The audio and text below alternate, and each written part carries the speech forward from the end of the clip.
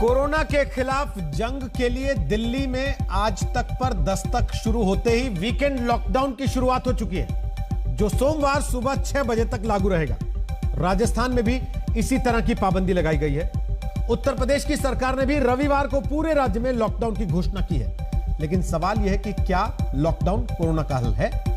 नमस्कार, मैं हूं रोहित सरदाना और आज दस्तक में हम व्यवस्था से पूछने वाले हैं कि कोरोना की दस्तक को उसने वक्त रहते क्यों नहीं सुना, क्यों इंतजाम पर्याप्त नहीं हुए, क्यों जनता को इतनी मुश्किल में डाल दिया गया। आज की पहली दस्तक उस त्राहिमाम के खिलाफ होगी जो अस्पतालों में बेड और ऑक्सीजन सिलेंडर की कमी की शक्ल में दिख रहा। दूसरी दस्तक जनता को बलि का बकरा बनाने वाली सोच के खिलाफ होगी, जिसमें प्रशासन को तो कुछ नहीं कहती, लेकिन जुर्माने और बंदिशों से जनता का जीना जरूर मुहाल कर दिया जाता है।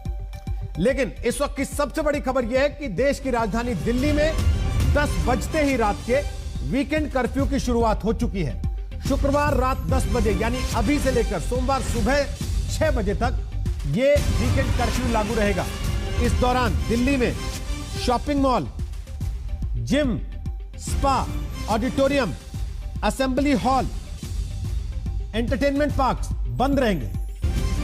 दिल्ली मेट्रो, बस, ऑटो, टैक्सी, इन जैसी सार्वजनिक परिवहन सुविधाएं अपने तय समय के हिसाब से चल सकेंगी, लेकिन उनमें केवल उन्हीं लोगों को आने जाने की अनुमति होगी जिन्हें नाइट कर्फ्यू के दौरान किसी न किसी वजह से छूट दी गई है।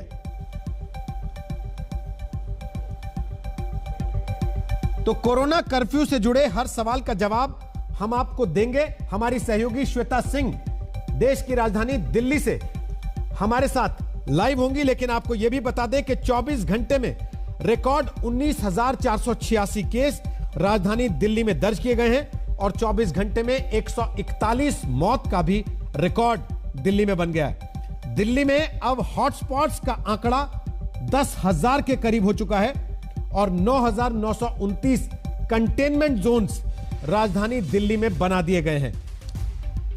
18 नवंबर 2020 के बाद यह सबसे ज्यादा मौतों का आंकड़ा है। 24 घंटे में 18 नवंबर को 131 लोगों की मौत हुई थी। और श्वेता हमारे साथ इस वक्त लाइव आ गई हैं दिल्ली से। श्वेता, ठीक अभी अभी वीकेंड कर्फ्यू की शुरुआत दिल्ली में हुई है, क्या असर आपको दिल्ली की सड़क पर दिख रहा है?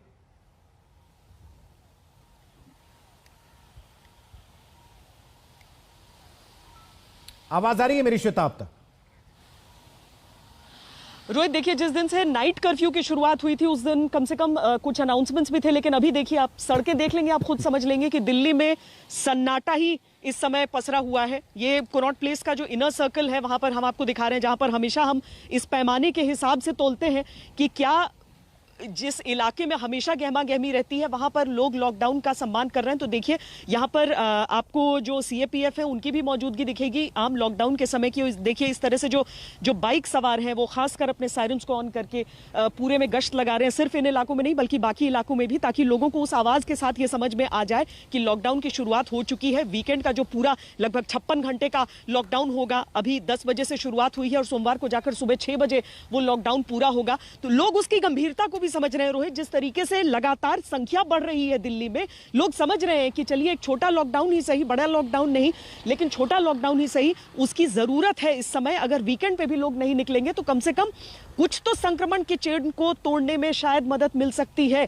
और इसीलिए आपको हर तरफ उसका असर नजर आएगा। सिर्फ इमरजेंसी सर्विसेज निकल सकती हैं तो वही निकलते हुए दिख रही हैं। अगर कोई और निकलता दिखता है तो यहां पर उन्हें रोककर बताया भी जाता है कि लॉकडाउन की शुरुआत हो गई है, कर्फ्यू की शुरुआत हो गई है और वो यहां से जाएं, वरना अगर उनके पास आइडेंटिटी कार्ड्स है तो उसके बाद दिक्कत नहीं है। रोहित, इसकी एक वजह यह हो सकती है शायद कि इस बार 1.5 दिन पहले अरविंद केजरीवाल प्रेस कॉन्फ्रेंस करके ऐलान कर चुके थे कि शुक्रवार की रात 8 बजे से वीकेंड कर्फ्यू होगा।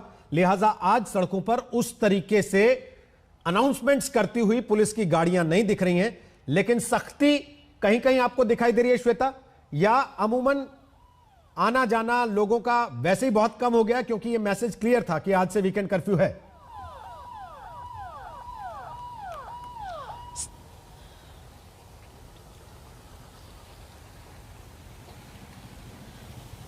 हाँ, मैसेज क्लियर था रोहित, और खासकर जिन जिन इलाकों में दिल्ली के इस तरह की दिक्कत है कि लोग रातों में निकलते हैं, कड़ाई वहां पर ज्यादा होनी है, तो वहां पर आपको मौजूदगी भी ज्यादा नजर आ जाएगी फोर्सेस की, जो कि उनकी मौजूदगी भर से ये स्पष्ट हो जाए। क्योंकि देखिए, लगभग 1 साल का प्रैक्टिस हो चुका है अब लोगों को, सबको मालूम है लॉकडाउन का मतलब क्या होता है, किस तरीके से उन्हें किन किन चीजों का पालन करना है। मास्क लगाने की आदत तो दिल्ली में इसलिए पड़ गई थी लोगों को क्योंकि 2000 रुपए का सीधा सीधा फाइन यहां पर चालान काट दिया जाता था, तो इसलिए उन बहुत सारी चीजें समझाने की आवश्यकता अब नहीं रह गई है। लेकिन हाँ, कुछ इलाकों में अगर लोग कड़ाई के बावजूद निकलते हैं तो वहां पर न सिर्फ दिल्ली पुलिस, बल्कि हमने तमाम दिनों में सिविल डिफेंस को भी देखा है। लेकिन अब चूंकि ये पहला वीकेंड का कर्फ्यू है, तो यहां पर आपको दिल्ली पुलिस के अधिकारी भी नजर आ जाएंगे, जवान भी हैं, और सीएपीएफ के भी जो जवान हैं वो तमाम यहां पर मौजूद। और देखिए, जिस गाड़ी को लेकर थोड़ा सा भी संशय होता है, जैसे ये टैक्सी यहां पर, उसको लेकर अगर थोड़ा सा भी संशय हुआ कि क्या इमरजेंसी सर्विसेज के ये हैं या नहीं हो सकते हैं,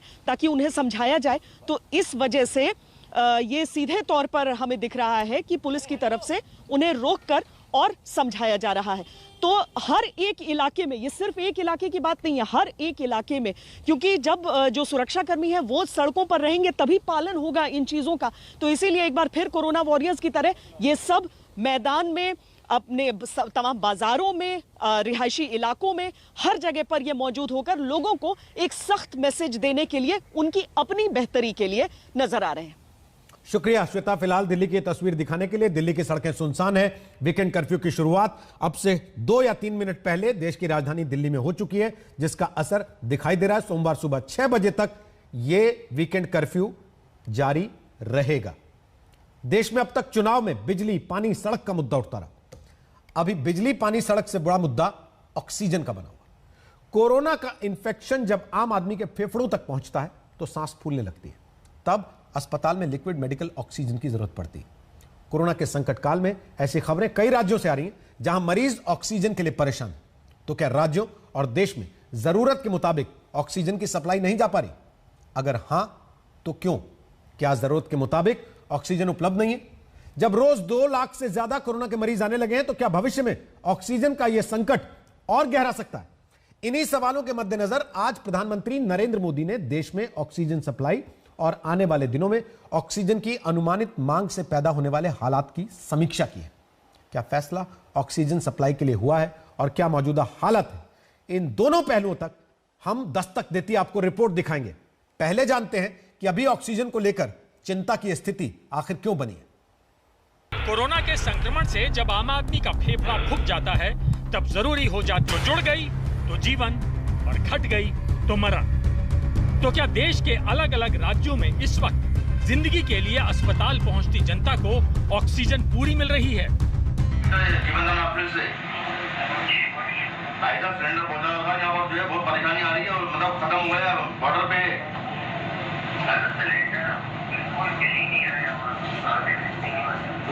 क्यों नहीं मिल रहा है? कहाँ गए सिलेंडर?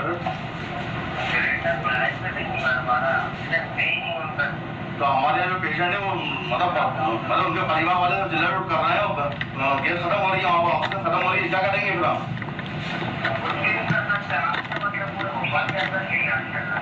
अरे आपने 3 रोज हो गए मुझे, आपने 3 रोज में जो है एक सिलेंडर नहीं दिया आपने मुझे।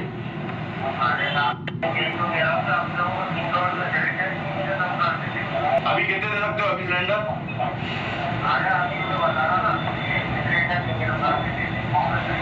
एक भी नहीं है अभी आपके पास। अब आप सोचिए, जिन मरीजों की एक एक सांस अस्पताल में ऑक्सीजन के भरोसे हो, उसी ऑक्सीजन की सप्लाई पर संकट आने लगे तो क्या होगा?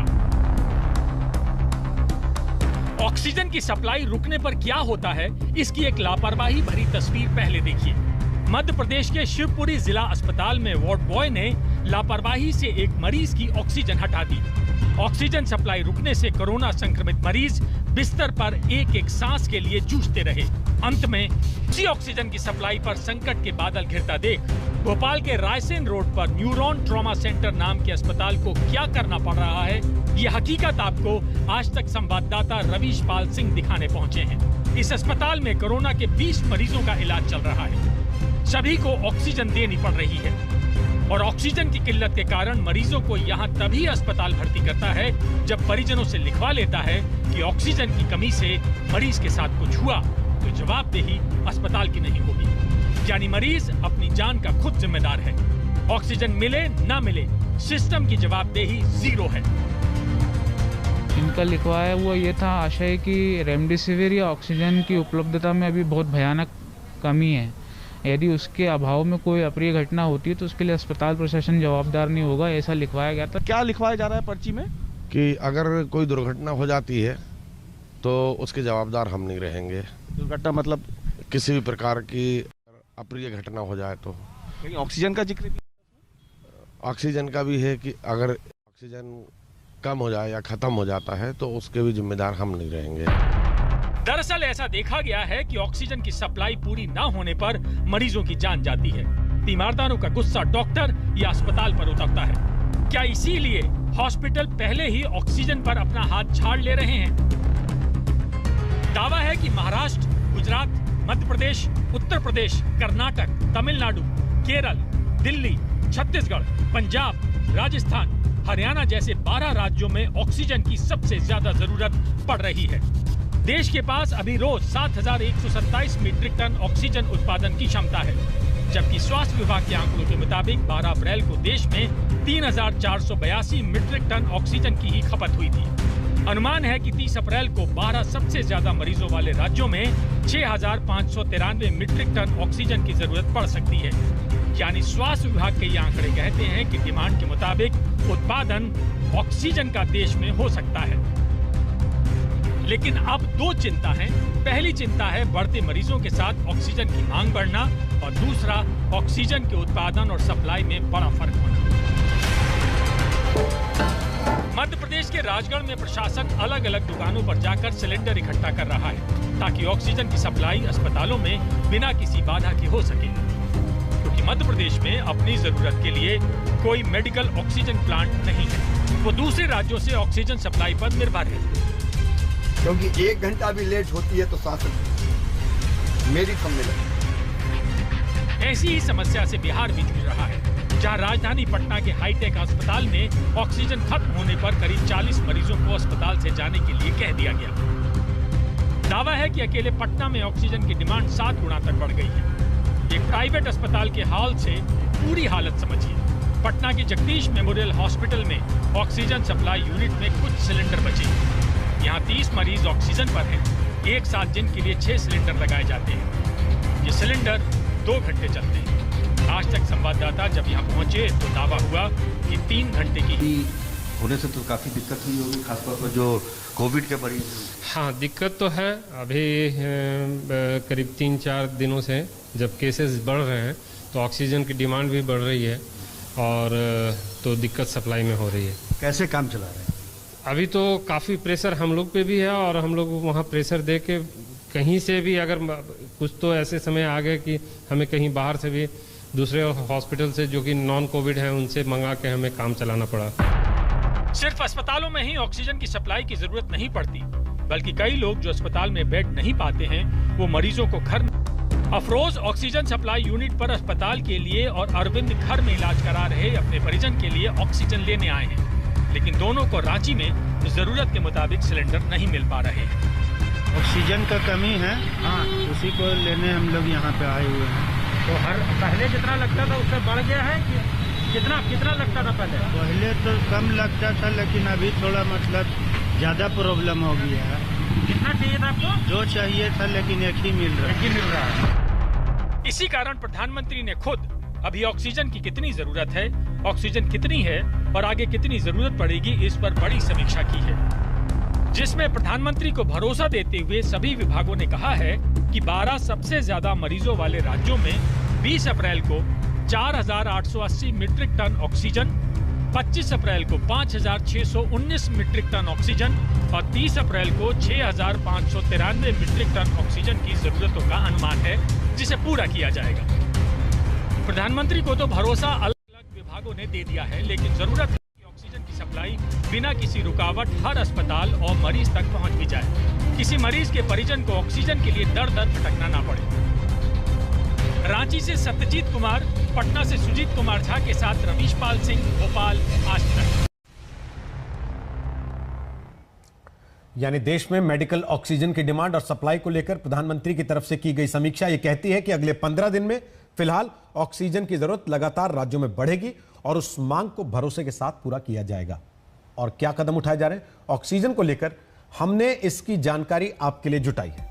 पहली बड़ी बात यह है कि प्रधानमंत्री को बताया गया राज्य और केंद्र के विभाग आपस में ऑक्सीजन सप्लाई को लेकर लगातार समन्वय बनाकर काम कर रहे हैं। पीएम मोदी ने देश के सभी ऑक्सीजन उत्पादन प्लांट्स में क्षमता के मुताबिक और प्रोडक्शन बढ़ाने को कहा। पीएम ने अधिकारियों को इस बात के लिए भी निर्देश दिया है कि ऑक्सीजन सप्लाई से जुड़े टैंकर को एक राज्य से दूसरे राज्य के बीच आने जाने में किसी तरह की लाल फीताशाही या रुकावट का शिकार नहीं होना चाहिए। पीएम केयर्स फंड से 100 नए अस्पतालों समेत 162 हॉस्पिटल्स में अपना ऑक्सीजन प्लांट लगाने की योजना को हरी झंडी दे दी गई है। इसके अलावा देश में ऑक्सीजन की जरूरत के मुताबिक कभी कमी ना हो, इसलिए विदेश से भी 50,000 मीट्रिक टन मेडिकल ऑक्सीजन के आयात की प्रक्रिया शुरू कर दी गई है। अब यह कदम वक्त रहते पूरे भी हों ताकि किसी अस्पताल या मरीज को ऑक्सीजन की किल्लत से जूझना न पड़े। इसलिए दस्तक देती ये ग्राउंड रिपोर्ट्स हम करते रहेंगे ताकि जहां भी कमियां हो उन्हें दूर किया जा सके। आज कोरोना को लेकर सिर्फ प्रधानमंत्री ने मीटिंग नहीं की, उत्तर प्रदेश के मुख्यमंत्री योगी आदित्यनाथ ने भी कोरोना को फैलने से रोकने के निर्देश अपने अफसरों को दिए। दिल्ली के मुख्यमंत्री अरविंद केजरीवाल ने भी आज अपने सचिवालय में मीटिंग बुलाई, लेकिन सवाल यह है कि जब कोरोना बेकाबू हो गया तब इस तरह की मीटिंग से क्या हासिल होगा। हम आपको लखनऊ ले चलते हैं, जहां हमें इलाज के अभाव में लोग रोते बिलखते मिले। एक भाई हमारा खत्म हो गया, दूसरा खत्म होने वाला है। एक ही जवाब है, बेड नहीं है हमारे पास, बेड नहीं है। सरकार तो कह रही पर्याप्त मात्रा में बेड है। नहीं, कुछ नहीं है, बेड नहीं है। ऑक्सीजन की कमी है, ऑक्सीजन भी बोल रहे हैं, ऑक्सीजन वाला बेड। उत्तर प्रदेश में इस वक्त क्या हो रहा है, जनता खुद को कितना लाचार, बेबस और कमजोर समझ रही है, वो आपको भानु प्रताप के दर्द से समझ में आ ही क्या होगा। एक भाई हमारा खत्म हो गया, दूसरा खत्म होने वाला है। नेताजी बीमार होते हैं तो पूरा अमला उनके इलाज में लग जाता है, दुनिया भर के इंतजाम हो जाते हैं, न दवा की कमी न इंजेक्शन की किल्लत, सब वक्त पर हो जाता है। लेकिन अगर आप जनता हैं, तो फिर आपकी सांसों की कोई अहमियत नहीं है। हमारे बड़े भाई परसों एक्सपायर कर गए। एक भाई बेड पर पड़ा हुआ है, कोई इलाज नहीं हो रहा है हमारे भाई को। मैं एपीसी कार्यालय में तैनात हूँ, कृषि उत्पादन आयुक्त के यहाँ। भानु प्रताप कहते हैं कि कोरोना ने उत्तर प्रदेश में प्रशासन की असलियत दिखा दी, जिसके लिए आम आदमी की कोई अहमियत नहीं है। क्या दिक्कत हुई थी भाई को? कोरोना हो गया था। और दूसरे भाई को? उनको भी कोरोना हुआ है। तो इलाज नहीं हो रहा है? कोई इलाज नहीं हो रहा है, कोई इलाज नहीं हो रहा है, कोई सुनने वाला नहीं है यहाँ। उत्तर प्रदेश में लगातार कोरोना के मामले बढ़ रहे हैं। पिछले 24 घंटे में कोरोना संक्रमित मरीजों की संख्या 27,426, तो मौत का आंकड़ा 100 के पार चला गया है। सबसे ज्यादा मामले लखनऊ में आए हैं, जहां 6,598 लोगों को कोरोना हो गया। इस सूची में दूसरे नंबर पर वाराणसी, तीसरे पर प्रयागराज है। अचानक कोरोना के विस्फोट ने प्रशासन को सकते में डाल दिया है। कोरोना के खिलाफ उत्तर प्रदेश मॉडल सवालों में आ गया है, जहां अफसरों ने मरीजों को फुटबॉल समझ लिया है। इनको थोड़ी सांस की प्रॉब्लम थी, तो मैं इनको रेलवे अस्पताल में ले गया। वहाँ से इन्होंने कोई ट्रीटमेंट नहीं दिया, कुछ नहीं दिया, और ले जा करके ये क्या नाम है, बोले कोविड जांच कराइए, उसके बाद आ करके आपको मरीज को एडमिट करेंगे। जांच आया नेगेटिव आई, फिर लेके गया मैं आज, तो वहाँ से इन्होंने सिविल में पहले भेजा, सिविल से अब यहाँ भेजा। कौन सा हॉस्पिटल है ये? मेडिकल कॉलेज बलरामपुर भेज रहे हैं। यहाँ से कोई सुनवाई नहीं हो रही हमारी। लखनऊ में इलाज छोड़िए, कोरोना का टेस्ट करवाने में लोगों के पसीने छूट रहे हैं। अस्पतालों में अफरा तफरी है, किसी को समझ नहीं आ रहा कि ये सारी अव्यवस्था कैसे ठीक होगी। ऑक्सीजन की कमी की बात को लेकर के कहा जा रहा है कि ऑक्सीजन के इंतजाम पूरे हैं। तमाम जो दूसरे और मेडिकल सुविधाओं की बात हो, चाहे शमशान घाट की बात हो, अस्पतालों की बात हो, हर जगह सख्ती की जा रही है। कोशिश की जा रही है कि आंकड़े कम हो और कोशिश की जा रही है कि इस पर कंट्रोल हो। लेकिन अभी जमीनी हकीकत कुछ और है। न तो सिर्फ कोरोना के संक्रमण के मामले कम हो रहे हैं और न ही सुविधाएं बेहतर हो रही हैं। नतीजा ये कि हर दिन मरने वालों की संख्या बढ़ रही है, लोगों की दिक्कतें बढ़ रही हैं। कोरोना की मार इतनी बड़ी है इतनी बड़ी कि अब रोजाना हजारों की तादाद में जिंदगियां पीछे छूट रही हैं। कोरोना की यह तबाही लोगों पर, परिवारों पर और समाज पर भारी पड़ रही है। इतनी बड़ी तादाद में हो रही मौतों पर चरमराई व्यवस्था का नकारापन और ज्यादा परेशान करता है। शमशान घाटों और कब्रगाहों पर लाशों के अंबार लग रहे हैं। शवों की अंतिम क्रिया के लिए घर वालों को लंबा इंतजार करना पड़ रहा है। कोविड से हो रही मौतों की वजह से जो हालात बन रहे हैं वो बद से बदतर होते जा रहे हैं। अमरता की कामना किसी की नहीं थी। मौत को हर कोई अंतिम सत्य मानता है। जीवन के नश्वर होने की समझ सभी को है, लेकिन ये चिताएं जब जल रही हैं तो सिर्फ दुख नहीं हो रहा, सिर्फ दर्द नहीं छलक रहा। किसी अपने को खोने का केवल गमों का पहाड़ नहीं टूटता, बल्कि भीतर से एक टीस उठती है, अपमान का घूंट पीना पड़ता है।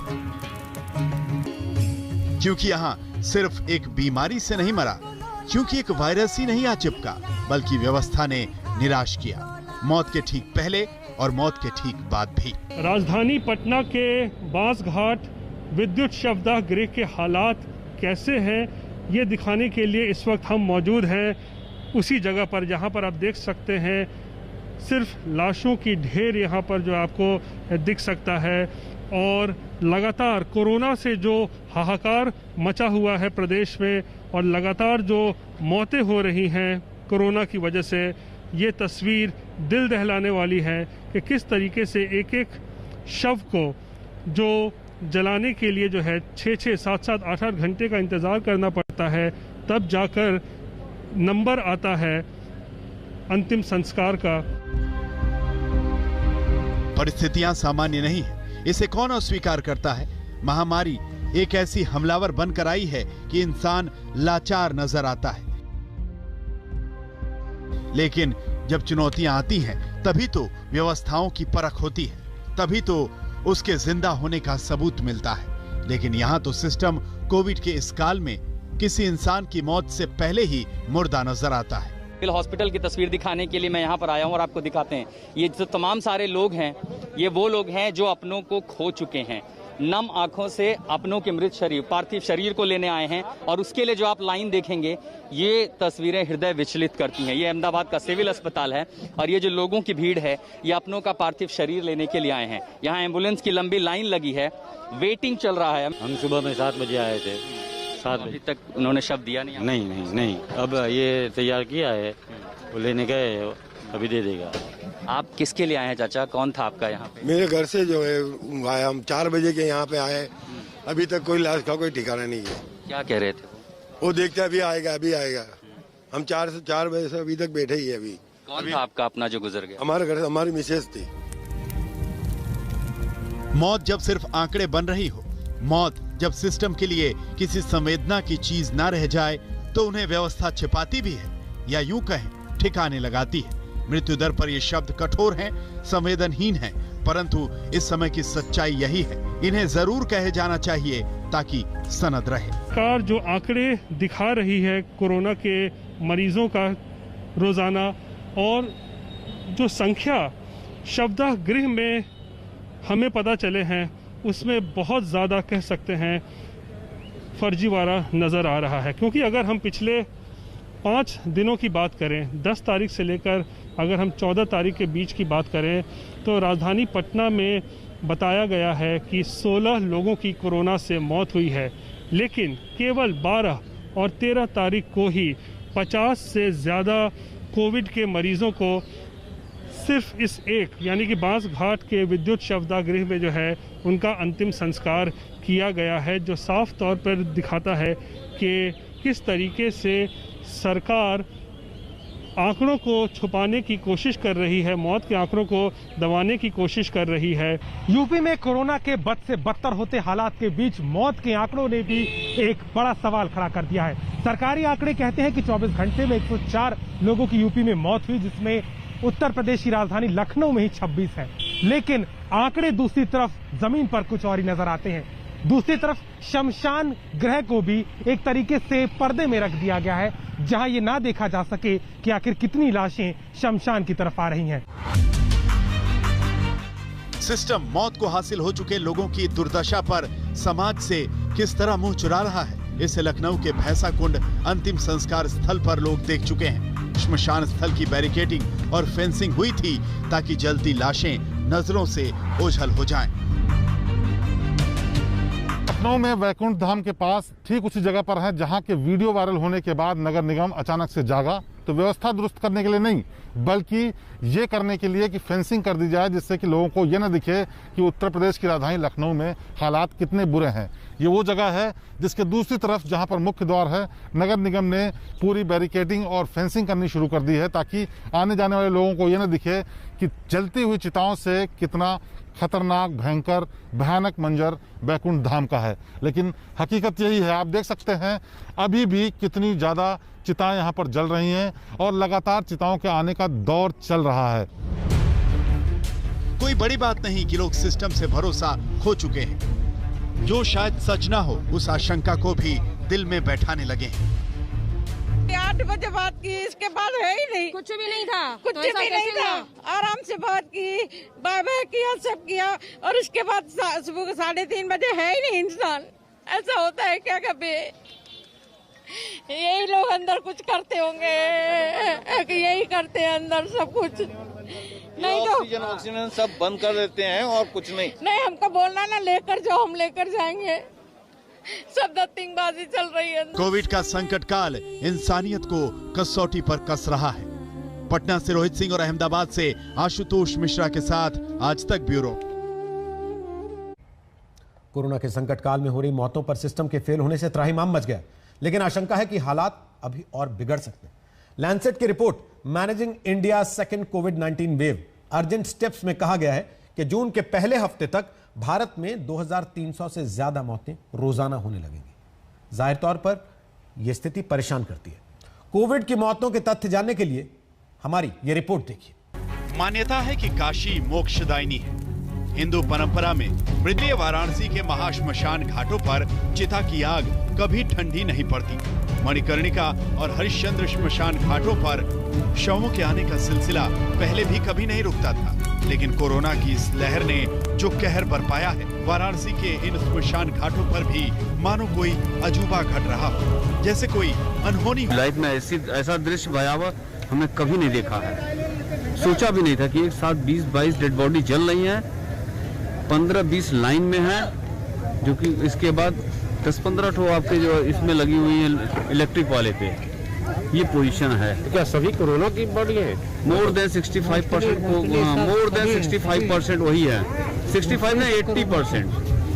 2-4 नॉर्मल मृत्यु हैं और सब यंग एज के लोग हैं। पहली बार इतनी विवश दृश्य हम लोग नहीं देखे थे। बहुत कष्ट हो रहा है देख करके। बनारस में जो है कि इस प्रकार की लकड़ी का अभाव हो गया, लकड़ी नहीं मिल रहे। हम लोगों को मजबूरी में हरा लकड़ी ले करके जलाना पड़ा। 4 घंटा 6 घंटा से हम लोग यहाँ वेट कर रहे हैं घाट पर। जगह नहीं मिल रहा है, लकड़ी नहीं मिल रही, बहुत ही समस्या है। लेकिन कैसे कैसे बड़ा हाथ गोड़ जोड़ने मिन्नत करने के बाद तो लकड़ियाँ मिली है। तो वो दाह संस्कार वाला भी है, बिजली वाला भी लाइन लगी हुई है। इतनी ज़्यादा डेड बॉडी है कि वेटिंग चल रहा है। उसमें आप नंबर लगाने जाएंगे तो 10 घंटा लग जाएगा आपको जलते जलते। 12-15 बॉडियाँ भी पड़ी हुई है वहाँ पे।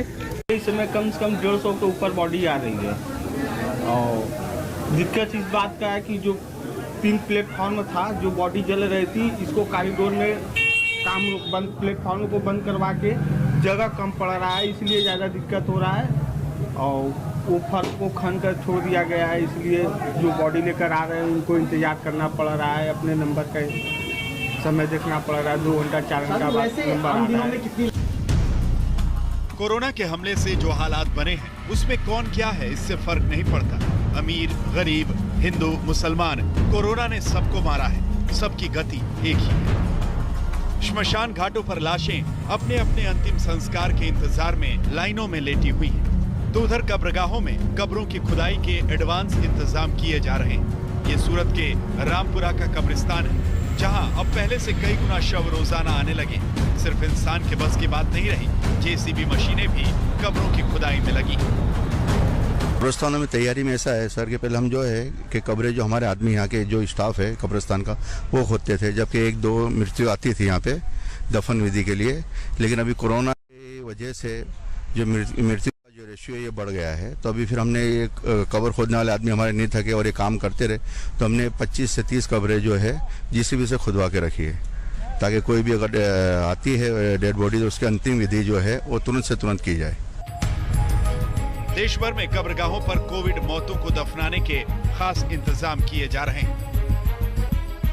भारत में कोविड मौत किस तरह से विकराल रूप ले रखी है, इसे समझने के लिए बस आंकड़े ही काफी हैं। देश में अब तक कोविड से कुल मौतें 1,74,308 है और मौत की दर 1.22%। अब तक एक दिन में सबसे अधिक मौत 17 जून 2020 को हुई थी, जब 2003 लोगों की मौत दर्ज की गई थी। 16 सितंबर 2020 को कोविड से भारत में 1,290 मौतें हुई थी। इसके बाद मौत का ग्राफ घटते घटते 9 मार्च 2021 को 77 के आंकड़े पर रुका, लेकिन बीते 38 दिनों में रोजाना मौतों ने छलांग बढ़ाई है। 15 अप्रैल को 1,185 मौतें दर्ज हुई। मौतों का ये आंकड़ा रोजाना केस बढ़ने की रफ्तार की वजह से डरावना है। बीते 2 दिनों से रोजाना 2 लाख मामलों से अधिक सामने आ रहे हैं। ऐसे में मौतों के बढ़ने की आशंकाएं भी बढ़ी हुई हैं। मृत्यु की दर के लिहाज से सबसे परेशान करने वाली स्थिति पंजाब की है, जहां मृत्यु दर 2.7% है। इसके बाद सिक्किम में 2.1 की दर से मौतें हुई।